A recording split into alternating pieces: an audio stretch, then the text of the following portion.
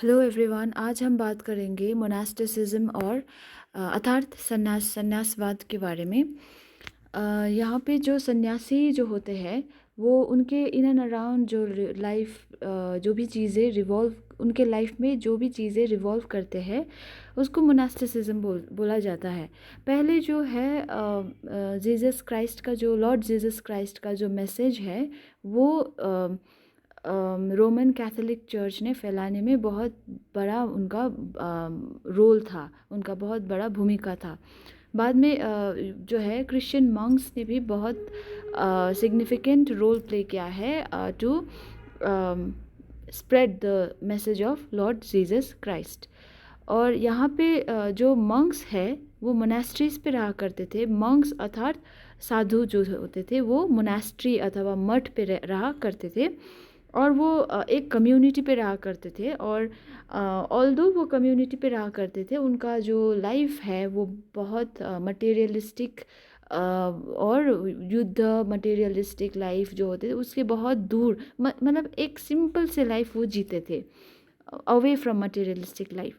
तो और वो सिंस कम्युनिटी पे रहा करते थे तो यहाँ पे सेंट बेनेडिक्ट जो एक खुद ही संत जो है वो उन्होंने मतलब उनका बनाया हुआ सिद्धांत पे वो चला करते थे। तो जो पूरा जो मोनास्ट्री है, जो मठ है, मठ में मोनास्टिसिज्म इज़ ऑल अबाउट जो एक मठ हो गया और मठ में कम्युनिटी जो साधु जो होते थे वो वो रहना, उनके लाइफस्टाइल कैसा है, मतलब कहाँ से आए हैं वो कैसा है, उसी के बारे में हम चर्चा करेंगे। तो यहाँ पे जो क्रिश्चियन मोनास्टिसिज्म जो है ये पूरा वाद जो है क्रिश्चियनिटी पे वो बहुत पहले से ही देखा, मतलब नज़र पे आया। By end of the 3rd century से तो नज़र में आ गया था। और वो पहली बार इजिप्ट और पैलेस्टाइन में देखा जाता है और पाया जाता है। और in its earliest form, monasticism was practiced by individual known as anchorites or hermits who withdrew from society to live in a solitude। तो यहाँ पे लॉर्ड बुद्ध की तरह जो लॉर्ड बुद्ध भी अपने मतलब पूरा मटेरियलिस्टिक लाइफ से दूर रहकर एक स्पिरिचुअल जो ज्ञान है उनको उसको प्राप्त करने के लिए उन्होंने सारा अपना जो जो वर्ल्डली लाइफ है उनको त्याग दिया था।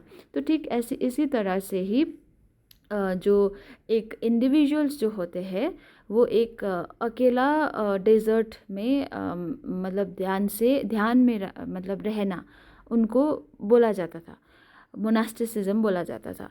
लेकिन द वर्ड मोनास्टिसिज्म जो है वो एक ग्रीक वर्ड से आता है जिसका नाम है मोनोस, जिसका जो अर्थ है alone.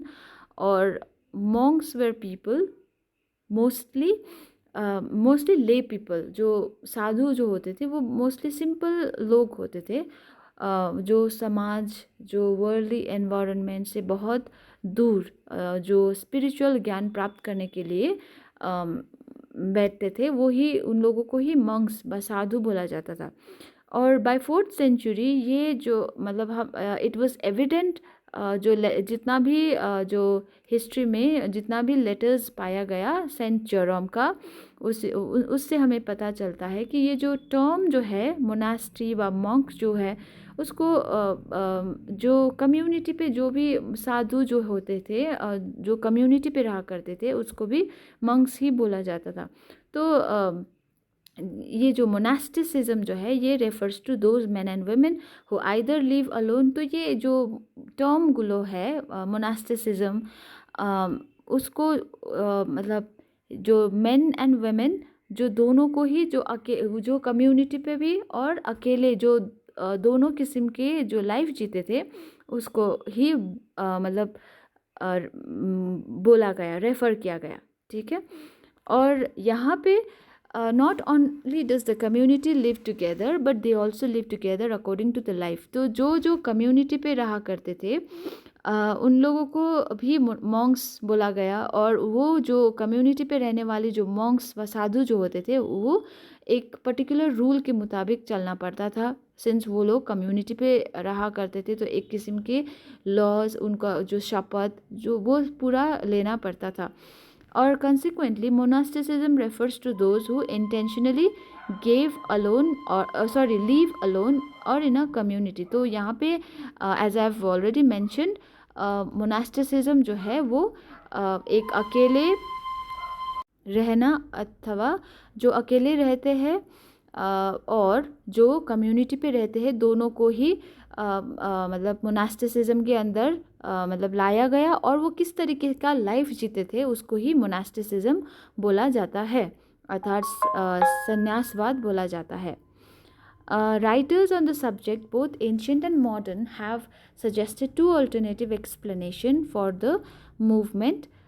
Some, including Jerome, have claimed that the first Christian anchorites were refugees. जो लोग मतलब लेटर्स जो जितना भी जो लेटर्स है सेंट जोरम से पाया गया, जो जितना भी लेटर्स है उससे हमें ये पता चलता है कि जितना भी हर्मिट्स जो अकेले रहने वाले जो मतलब स्पिरिचुअल ज्ञान प्राप्त करने के लिए जो भी अकेले रहते थे वो उनको भी वो मेनली रिफ्यूजीज हुआ करता था जो एक सेफ स्पेस ढूंढना चाहते थे और जो भगवान के नज़दीक होना चाहता था.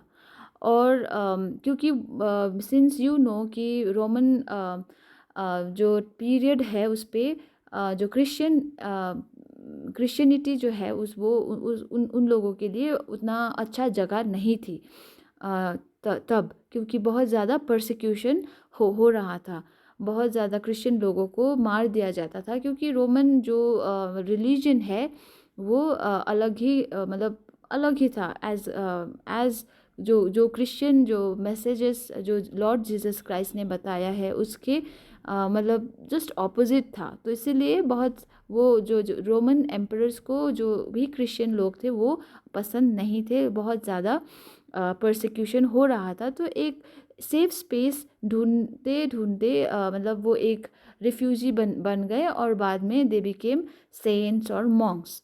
ठीक है.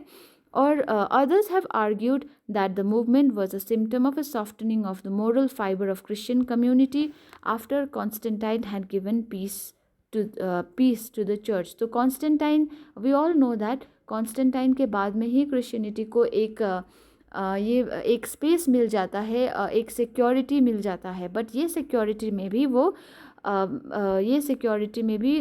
मतलब ये जो पूरा उसी टाइम पीरियड में ही ये जो पूरा क्रिश्चियनिटी का जो मोरल फाइबर है उसको सॉफ्टनिंग करने के लिए भी ये जो मोनास्टिसिज्म है ये निकाला गया. ठीक है. तो इस मतलब ये कैसे आया इसका बहुत सारा व्यूज़ है अकॉर्डिंग टू वेरियस हिस्टोरियंस. यहाँ पे जो डेजर्ट है, the desert to which the early ascetics were drawn were those to Egypt, Syria and Judea. Egypt in fact was the cradle of the monastic movement. जो Egypt है यहाँ पे पहला जो हर्मिट और पहला जो संन्यास जो अपना स्पिरिचुअल लाइफ गेन प्राप्त करने के लिए जो वर्ल्डली जो अकेले रहा है वो मोस्टली इजिप्ट, सीरिया और जुडिया से पाया गया. और इजिप्ट तो जो मोनास्टिक ये पूरा जो साधुवाद या संन्यासवाद का ये जो मूवमेंट पूरा है उसका मतलब एक स्थान ही माना जाता है. और which gradually spread into the lands penetrated by the church, और वहीं से भी ये स्टार्ट हुआ है ये माना जाता है. There appeared in the course of the 4th century to varied modes of aesthetical life. तो यहाँ पे जो भी साधु जो है वो 4th century से थोड़ा चेंज होता हुआ नज़र आता है, जब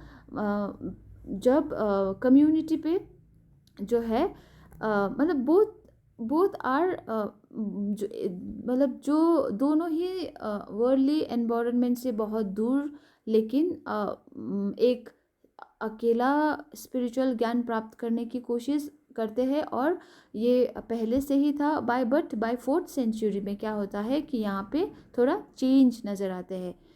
यहाँ पे थोड़ा अलग सा माहौल दिखने को मिलता है।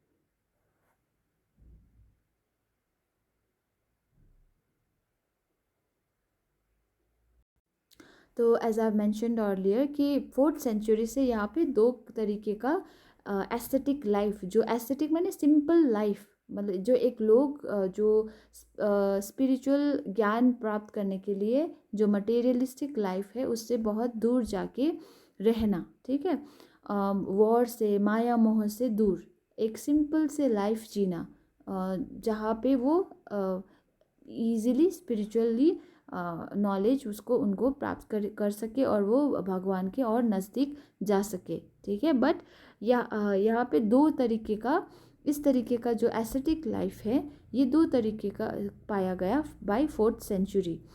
जो पहले वाले जो है इट वाज द एरेमेटिकल लाइफ, जो लोग जो है वो एक डेजर्ट में एक ध्यान करके अकेला रहना, ठीक है, अकेला रहना, just like Lord Buddha, I have given you example, वो भी अकेले रह के स्पिरिचुअल ज्ञान प्राप्त किया था, but in the same way enlightenment प्राप्त किए थे।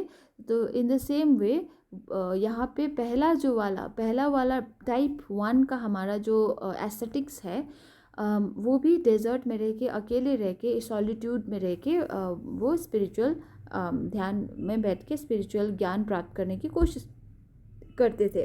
और जो सेकंड है वो था सेनेबोटिक लाइफ, जो एक कम्यूनल फॉर्म में, मतलब एक ग्रुप में वो रहा करते थे। They also remained away from materialistic life, मतलब जो भी मटेरियलिस्टिक चीज़ें हैं, वर्ल्डली चीज़ें हैं, उससे भी दूर वो भी रहते थे, वो भी ध्यान करते थे, प्रे करते थे, but the only difference is that they use to stay in a community. उन लोगों का एक कम्युनिटी, मतलब एक ग्रुप हुआ करता था। और सेंट एंथनी जो है, it's acknowledge leader and inspiration was saint Anthony, widely regarded as the father of Christian monasticism. His austere life in the Egypt desert inspired countless followers and helped shape the early development of monastic practice. जो हमने ये पहला वाला जो type का हमने बात किया, तो वहाँ ये जो पहले वाले जो मतलब हमारे पास है, जो नाम आता है वो सेंट एंथनी का आता है। जो सेंट एंथनी है वो पहले एक मतलब नॉट पहले, बट हमारे पास उनका रिकॉर्ड है, तो इसीलिए जो सेंट एंथनी जो है वो फादर ऑफ क्रिश्चियन मोनास्टिसिज्म भी माना जाता है। और वो इजिप्ट के जो डेजर्ट है वहाँ पे बहुत ज़्यादा अकेले रह के उन्होंने स्पिरिचुअल ज्ञान प्राप्त किए थे, और वहीं पे उन्होंने बहुत सारे फॉलोअर्स भी इकट्ठा किया था। लेकिन the first fully communal monastery was Saint Pachomius. On the other side, जो मैंने बोला कि दूसरे टाइप की जो मोनास्टिसिज्म या मोनास्ट्री में रहने वाले जो है वो है सेंट पुकोमियस, जो एक कम्यूनल लाइफ पे बिलीव करते थे। उनको लगता था कि हम वर्ल्डली मटेरियलिस्टिक लाइफ छोड़ के हम अगर कम्युनिटी पे रहते हैं तो हम स्पिरिचुअल ज्ञान भी प्राप्त कर सकते हैं, ठीक है। और Anthony the hermit and Pachomius the abbot stands as a dual sources of inspiration for two foundational monastic tradition. तो यहाँ पे जो एंथनी है वो अकेले जीने में, मतलब एक सॉलिट्यूड पे रह के, ठीक है, और जो सेंट पुकोमियस है वो एक कम्युनिटी पे रहना, मतलब एक यहाँ पे एक दो तरीके का मोनास्टिक ट्रेडिशन वो वहीं से स्टार्ट होता है। द एरेमेटिक एंड द सेनेबोटिक, ये दो मोनास्टिक ट्रेडिशन है। These traditions continue to influence and revitalize various forms of monastic organization throughout the Middle Ages, both in the Western Christendom and the Byzantine East.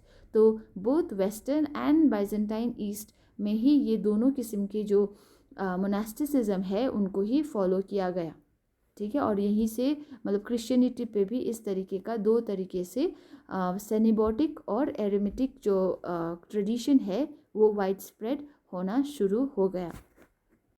तो I have given the image of Saint Anthony and Pachomius. तो Saint Anthony कौन थे? Saint Anthony वो भी एक बहुत rich family से belong करता था, बट ही रिनाउंस्ड, मतलब उनका जो भी धन संपत्ति है वो उन्होंने त्याग दिया था, और वो एक साधु की तरह मतलब जिए थे। And his life of extreme self-denial, fasting, silence, constant prayer became a model for later monastic practice। और वो एक मतलब बहुत घड़ी तपस्या करके ही वो एक मतलब एक रोल मॉडल जैसा बन गया था, जो लेटर मोनास्टिक प्रैक्टिस में वो प्रेरित किया गया। उनका जो जो लाइफस्टाइल था वो प्रेरित किया गया। ही lived in complete isolation for years. वो मतलब केव्स पे, टूम्स पे और एबेंडन्ड घरों पे वो ध्यान में रहा करते थे, प्रे करते थे। और ये उनके बायोग्राफर ने एकदम क्लियरली लिखा है। द लाइफ ऑफ एंथनी, ये एक बायोग्राफी है written by Saint Athanasius of Alexandria. Around ये लिखा गया है अराउंड 360 AD में। ये जो बायोग्राफी है ये बहुत इम्पॉर्टेंट टेक्स्ट बन जाता है क्रिश्चियनिटी में after Bible. It portrait saint Anthony as a spiritual athlete resisting Satan's temptation through faith and aestheticism. तो ये बहुत ज़्यादा ये बायोग्राफी जो है ये बहुत इम्पॉर्टेंट बुक है after Bible for the Christians, क्योंकि यहाँ पे उनका कड़ी तपस्या के बारे में लिखा गया है। कड़ी जो इविल स्पिरिट है उसको उन्होंने कैसे हराया, ठीक है, और वो एक मतलब एक कट्टर विश्वास के साथ वो कैसे आगे स्पिरिचुअल नॉलेज गेन किया, ठीक है। तो इसी के चलते ये एक बहुत यही चीज़ें इस बुक में लिखा गया है। तो ये एक बहुत इम्पॉर्टेंट बुक है for the Christians. The life of Anthony was instrumental in popularising monasticism. तो ये बुक मोनास्टिसिज्म को प्रमोट करने में भी बहुत मदद करते हैं। और दूसरी तरफ सेंट पुकोमियस जो है वो एक सेनिबॉटिकल लाइफ यानी कि कम्युनिटी लाइफ पे विश्वास रखते हैं। The life of the solitary was full of difficulties and hazards, मतलब अकेला रहना was not easy, right. So only the strong there by be lonely, lesser mortal can to easily sink in to the mental breakdown और despair. उनका मानना था कि अकेला रहना एक ईजी काम नहीं है। एक वो भी मतलब केव्स में, मतलब एबंडन फोर्ट्रेस में, जैसे कि सेंट एंथनी कर रहे थे, तो वो बिलीव करते थे कि we can also gain spiritual knowledge by मतलब स्टेइंग इन अ कम्युनिटी। तो वो एक जो जितना भी स्पिरिचुअल नॉलेज प्राप्त करने इच्छा करने वाले जो साधु है उसी के साथ एक कम्युनिटी फॉर्म करते हैं। और अपर इजिप्ट में उनका भी एक मतलब ये ओरिजिन होता है, ये वाला ट्रेडिशन जो कम्युनिटी में रहने वाले जो ट्रेडिशन है वो स्टार्ट होना शुरू हो जाता है। मतलब they are same, like they both are very renounces the worldly materialistic life, ठीक है। But it is the only difference जो है एक अकेला रहना और अकेले रहने में विश्वास करते थे, अकेले रह के एकदम शांत में, ठीक है, दुनिया से बहुत दूर जाके शांति में ध्यान करना, तपस्या करना, ठीक है। और दूसरी तरफ जो सेंट पुकोमियस है वो कम्युनिटी पे रहना वो विश्वास करते थे। तो मतलब डिफरेंस यही है। At first, in his quest for self-discovery, he was drawn to the life of anchorites। उनको भी लगता पहले वो भी एक अकेले रहने में भी वो चल पड़े थे, बट लेटर ऑन वो उनको लगा कि कम्युनिटी पे रहना विल बी मोर कन्वीनियंट, ठीक है। हम वर्ल्डली इन्वायरमेंट से तो दूर है, जो we are just living in a community, ठीक है। हम एक दूसरे के साथ सिर्फ रह रहा है टू गेन स्पिरिचुअल नॉलेज, ठीक है। हम कोई भी जो मतलब वर्ल्डली मटेरियलिस्टिक जो लाइफ होते थे वो मतलब सांसारिक जो लाइफ है उससे तो दूर है, दोनों ही दूर है, ठीक है। तो वो एक कम्युनिटी पे रहने में विश्वास किया। तो you can see in the map यहाँ पे सेंट एंथनी और पुकोमियस का ये जो सेंटर है इजिप्ट में। This is Red Sea and Mediterranean Sea, और यहाँ पे इजिप्ट में पुकोमियस एंड वहाँ पे तुम देख सकते हो सेंट एंथनी का centre. Anyway, the desert tradition transmitted to the West, the Pachomian monastery was a large community. अब वो एक कम्युनिटी बन गया और बहुत ज़्यादा मॉन्क्स, बहुत ज़्यादा मेल और फीमेल दोनों ही इंटरेस्टेड हो गए सांसारिक जीवन त्याग के एक स्पिरिचुअल ज्ञान प्राप्त करने में बहुत ही सभी इंटरेस्टेड हो गए। और knowledge of the monastic movement which spread और ये बहुत ज़्यादा स्प्रेड हो गया throughout the Roman Empire by the 4th century. और वेस्टर्न यूरोप में भी ये ट्रांसफ़र होना शुरू हो गया। और so this is all about monasticism of Europe, जो कहाँ से स्टार्ट होता है। तो हमें ये याद रखना पड़ेगा कि मोनास्टिसिज्म पहले एक एस्थेटिक लाइफ से शुरू होता है, फिर बात जो सेंट एंथनी का पाया गया है, वो सेंट एंथनी से पहले भी बहुत सारा एस्थेटिक ऐसे संत थे, ठीक है। और बाद में जाके फिर सेंट पुकोमियस जो है वो एक अलग तरीके का मोनास्ट्री या मोनास्टिसिज्म में स्टार्ट करता है, जो एक कम्युनिटी पे रहना।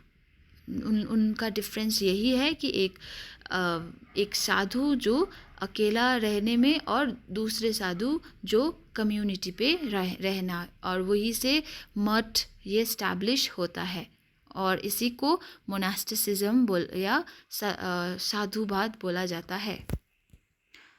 Thank you.